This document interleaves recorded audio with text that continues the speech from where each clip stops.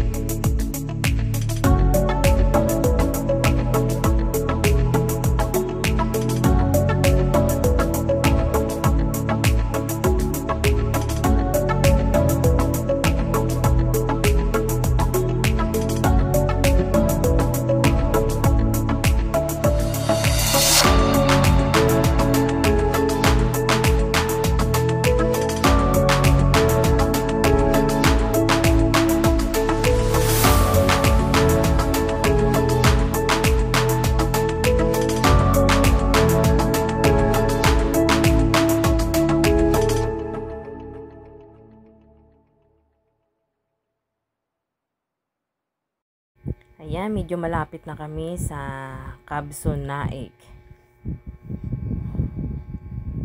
Pasensya na kayo sa video ko, medyo maalog dahil nga sa kalsada. Medyo bako-bako.